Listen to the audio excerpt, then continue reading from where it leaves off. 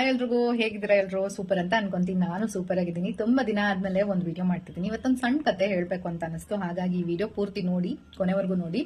So ಒಂದು ಮನೆಯಲ್ಲಿ 4 ದೀಪಗಳು ಉರಿತಾ ಇರುತ್ತೆ.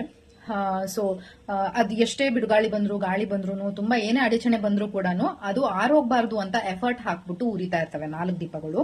ಬಟ್ ಆದ್ರೆ ಆ ಮನೆಯಲ್ಲಿ ಯಾವಾಗ್ಲೂ ಜನಗಳು ದುಃಖದಲ್ಲೇ ಇರ್ತಾರೆ, ಬೇಜಾರಾಗೇ ಇರ್ತಾರೆ. ಸೊ ಇದನ್ನ ನೋಡಿದ ಒಂದು ದೀಪದ ಹೆಸರು ಬಂದು ಪೀಸ್, ಶಾಂತಿ ದೀಪ ಅಂತ.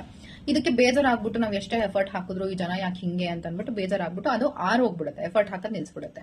ಇದ್ರ ಪಕ್ಕದಲ್ಲಿ ಇನ್ನೆರಡು ದೀಪ ಇರುತ್ತೆ, ಒಂದು ಲವ್, ಇನ್ನೊಂದು ಟ್ರಸ್ಟ್. ಈ 2 ದೀಪನೂ ಈ ಶಾಂತಿ ದೀಪನ ನೋಡಿ, ಈ ಶಾಂತಿ ದೀಪನೇ ಆರೋಯ್ತು ಅಂದಾಗ ನಾವಿದ್ದೇನ್ ಪ್ರಯೋಜನ ಅಂತ ಅಂದ್ಬಿಟ್ಟು ಅವ್ 2 ದೀಪನೂ ಆರೋಗ್ಬಿಡುತ್ತೆ. ಅಷ್ಟರಲ್ಲಿ ಆ ಮನೆಯಲ್ಲಿರೋ ಒಂದು ಪುಟ್ಟ ಮಗು ಬರುತ್ತೆ.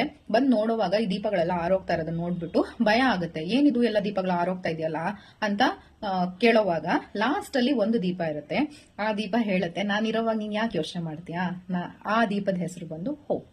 ಸೊ ಈ ಹೋಪ್ ಅನ್ನೋ ದೀಪ ಹೇಳುತ್ತೆ, ನಾನ್ ಎಷ್ಟೇ ಕಷ್ಟ ಆದ್ರೂ ನಿಮ್ಮನ್ನ ಬಿಟ್ಟು ಹೋಗೋದಿಲ್ಲ.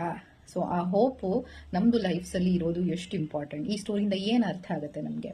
ಎಷ್ಟೊಂದ್ಸಲ ನಮ್ ಸುತ್ತ ಜನಗಳು ಹೆಂಗೋ ಇರ್ತಾರೆ, ಚೆನ್ನಾಗಿದ್ರು ಮಾತಾಡ್ತಾರೆ, ಚೆನ್ನಾಗಿಲ್ಲ ಅಂದ್ರೂ ಮಾತಾಡ್ತಾರೆ. ಬಟ್ ಆದ್ರೆ ನೀವು ಚೆನ್ನಾಗಿರ್ತೀರಾ, ಚೆನ್ನಾಗ್ ಆಗ್ತೀರಾ ಅನ್ನೋ ಹೋಪ್ ಕೊಡೋರು ತುಂಬಾ ಕಡಿಮೆ.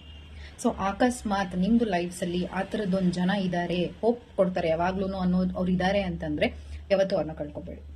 ಸೊ ಆ ಹೋಪ್ ಸಿಗೋ ಜಾಗದಲ್ಲಿ ನಾವಿರೋದು ತುಂಬಾ ಇಂಪಾರ್ಟೆಂಟ್. ಆ ಹೋಪ್ ನಮ್ದು ಲೈಫ್ ಅಲ್ಲಿ ಇಟ್ಕೊಳ್ಳೋದು ತುಂಬಾ ತುಂಬಾ ಇಂಪಾರ್ಟೆಂಟ್. ಅವಾಗಲೇ ನಾವು ಬದುಕಕ್ಕಾಗೋದು. ಹೋಪ್ ಇಲ್ದಲ್ಲೇ ಇರೋ ಮನುಷ್ಯ ಬದುಕೋದು ತುಂಬಾ ಕಷ್ಟ. ಸೊ ಯಾವತ್ತೂ ಆ ಹೋಪ್ ನ ಕಳ್ಕೊಳ್ಳೋ ಪ್ರಯತ್ನ ಮಾಡಕ್ ಹೋಗ್ಬಾರ್ದು ನಾವು. ಆ ಹೋಪ್ ಸಿಗೋ ಅಂತ ಜಾಗದಲ್ಲಿ ಆದಷ್ಟು ನಾವು ಟೈಮ್ನ ಕೊಡೋವಾಗ ಲೈಫ್ ಬ್ಯೂಟಿಫುಲ್ ಆಗಕ್ಕೆ ಸ್ಟಾರ್ಟ್ ಆಗುತ್ತೆ. ಸೊ ಆ ಆಶಾ ಭಾವನೆ, ಆ ಆಶೆ ಏನಿದೆ ಅಲ್ಲ, ನಮ್ಮ ಲೈಫ್ ಅಲ್ಲಿ ಇರೋ ತರ ನಾವು ನೋಡ್ಕೊಳ್ಳೋಣ. Have a good day. Thank you.